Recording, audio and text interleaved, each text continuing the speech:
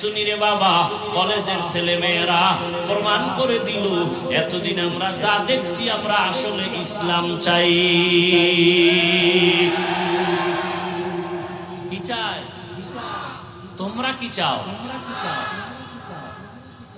এই জন্য অনুরোধ করি রে যুবক, কোন দল বুঝি না, নেতা বুঝি না, ইসলাম যারা নিয়ে আসবে তারা আমাদের বন্ধু, যারা ইসলামের পক্ষে নাই তারা মুমিনের বন্ধু হতে পারে না। কে জান্নাতে যাবে, কে জাহান্নামে যাবে, আল্লাহ পাক তাও বলেছেন, ইন্নাল আবরারা লাফি নাঈম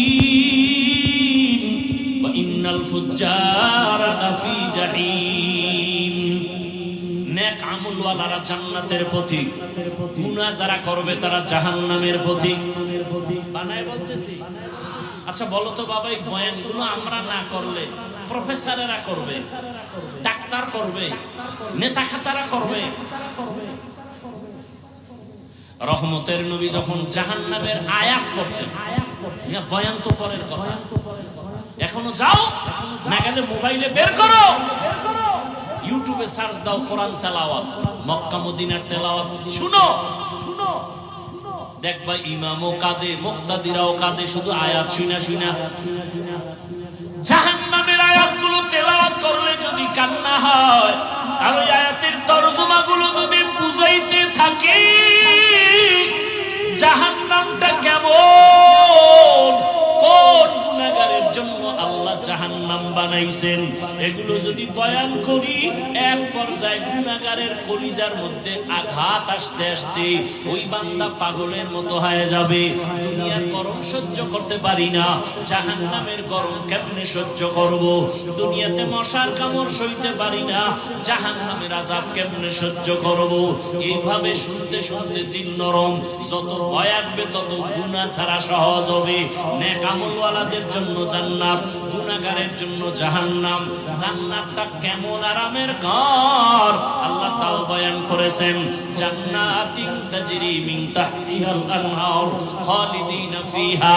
জান্নাত এমন এক আরামের ঘর যেখানে অশান্তি বলতে কিচ্ছু নাই, শুধু শান্তি।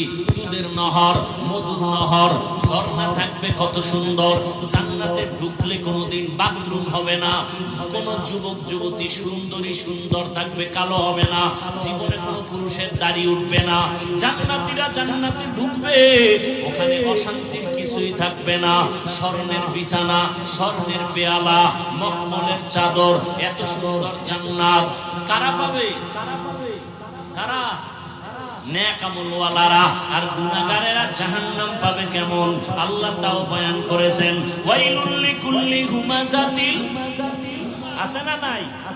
আল্লাহ কয় যারা মানুষের দোষ চর্চা করো, ফেসবুকে গীবত করো, অমুকের বিরুদ্ধে লেখো, আবার বইয়া চায়ের দোকানে গীবত করো, কবিরা গুনাহ করো, এদেরকে আল্লাহ বলেন ওয়াইলুল লিকুল্লি হুমাযাতিল লুমাযা।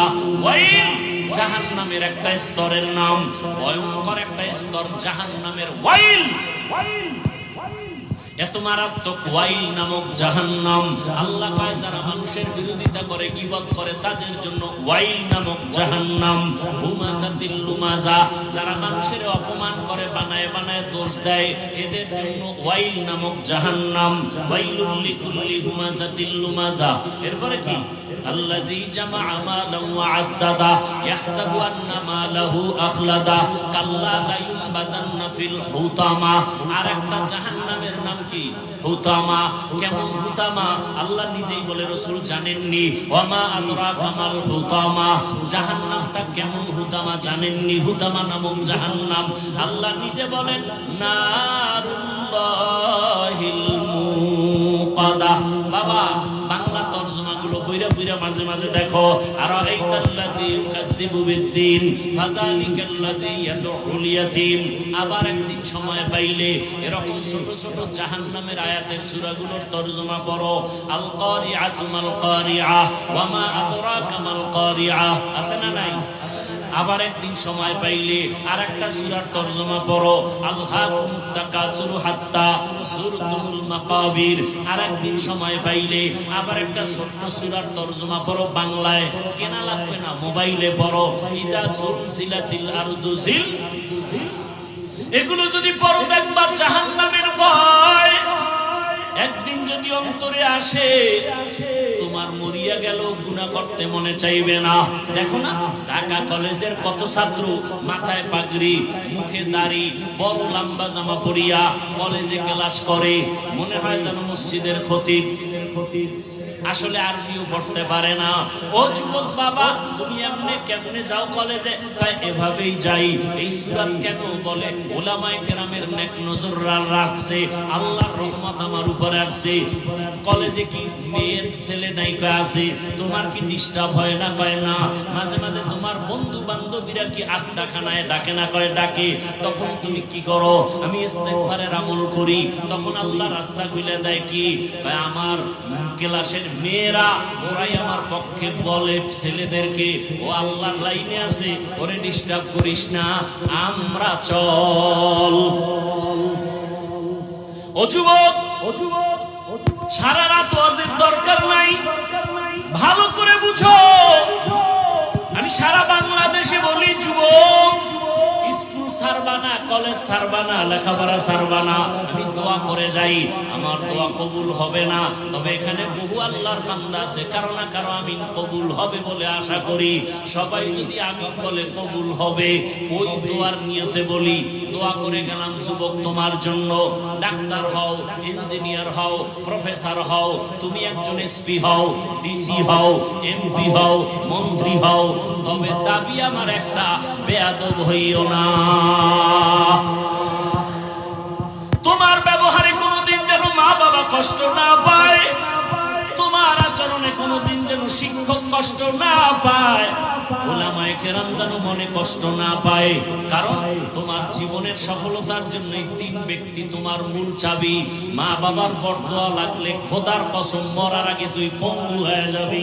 শিক্ষকের মনে যদি কষ্ট দাও, লেখাপড়ার জগৎ থেকে তুই হারিয়ে যাবি, জ্ঞান কিচ্ছু থাকবে না, বুদ্ধি থাকবে না। উলামায়ে কেরামের সাথে যদি বেয়াদবি করো, চরিত্র জীবনে তোর সংশোধন হবে না। বুঝাইয়া বললাম, হেদায়েতের মালিক আমার আল্লাহ। ওরে আবু জাহাল 13 বছর আমার মায়ার নবীকে দেখিয়াও বয়ান শুনিয়াও কালেমা পড়ে না। আর ওমরের মতো বান্দা 27 বছর বয়সে নবীরে জবাই করতে গিয়া কালেমাওয়ালা হয়ে গেল। এমন আল্লাহর ভয়, ওমর এত ভয় পাইয়া ইন্তেকালের কিছুদিন আগে ছেলের নাম আব্দুল্লাহ, আব্দুল্লাহরে ডাইকা কান্না করে, ডাক দিয়া কয়, আব্দুল্লাহ মনে হয় বেশি দিন বাঁচবো না, তবে আমি 2টা দোয়া সব সময় করেছি, আমার মরণটা যেন রাসূলের শহরে হয় আর দাফনটা যেন রাসূলের পাশে হয়। কিন্তু আবু বকর চলে গেছেন, আমার মায়ার নবীও চলে গেছেন।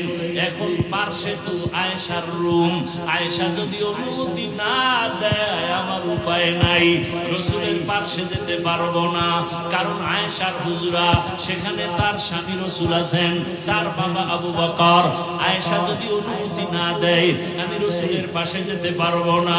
কিন্তু আমার মনে চায় আমি যেই রাসূলের মায়া, যেই রাসূলের মুহাব্বত ছাড়া এক সেকেন্ড আমি বাঁচতে পারতাম না, মায়ার নবীও আমাকে ছাড়া কোথাও যাইতেন না। একবার সে আবু বকর আর একবার সে আমি ওমর। পরামর্শ আমার ছাড়া ওমর আবু বকর ছাড়া করতেন না। ওই নবীরে ছাড়া আমি কবরে গিয়া থাকবো কিভাবে? আব্দুল্লাহ আমার মনের ব্যথাটা আম্মাজানকে একটু বল। আম্মাজান কি জবাব দেয় আমাকে এসে শোনা। যখন ওমর এই কথা বলি আব্দুল্লাহকে পাঠায়, আব্দুল্লাহ গিয়ে আম্মাজান আয়েশার কাছে যখন বলতেছেন, আম্মাজান শুইনা চিন্তায় পড়ে গেলেন যে এখন তো আমি একটু খোলামেলা চলি, কারণ আমার স্বামী রাসূল নিচে আর আমার বাবাজান আবু বকর। ওমর যদি আসে সে তো ভিন পুরুষ, আমার হুজুরে আসলে আমি কোথায় যাব, কেমনে চলবো, তখন তো আমার চলাফেরা একটু হিসাব করতে হবে। আম্মা জান বলে, আব্দুল্লাহ